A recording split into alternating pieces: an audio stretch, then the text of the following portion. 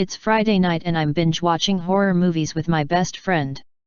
We watch classics like Friday the 13th and Nightmare on Elm Street, to modern-day hits such as It Follows and Contracted.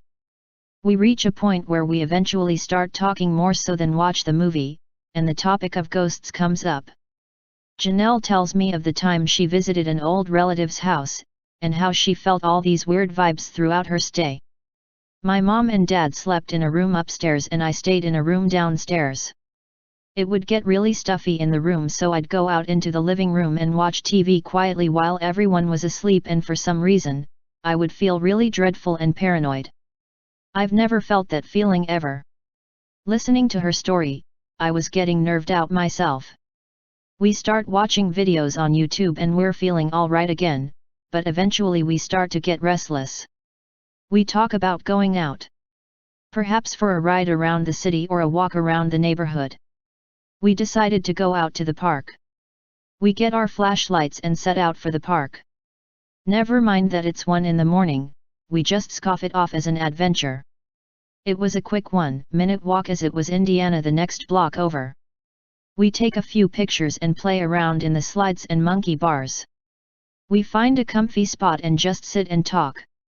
I start to recall her story and ask her if she has had any other similar experiences.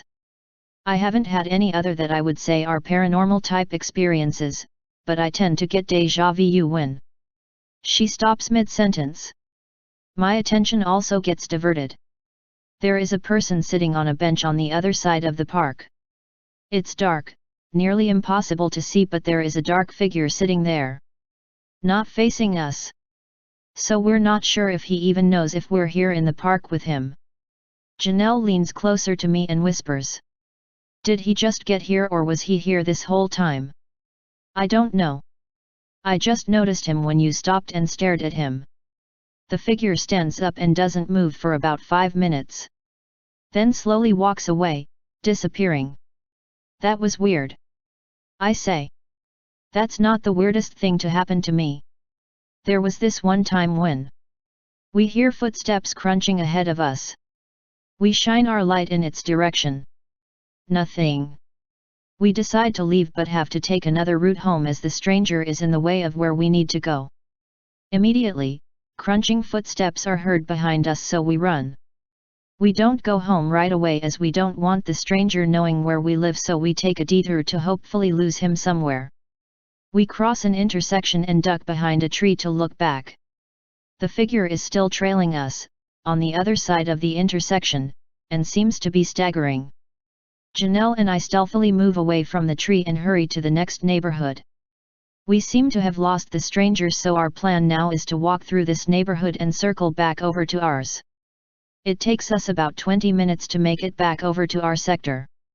Hoping that whoever was chasing us had quit. We're walking along a bike path now.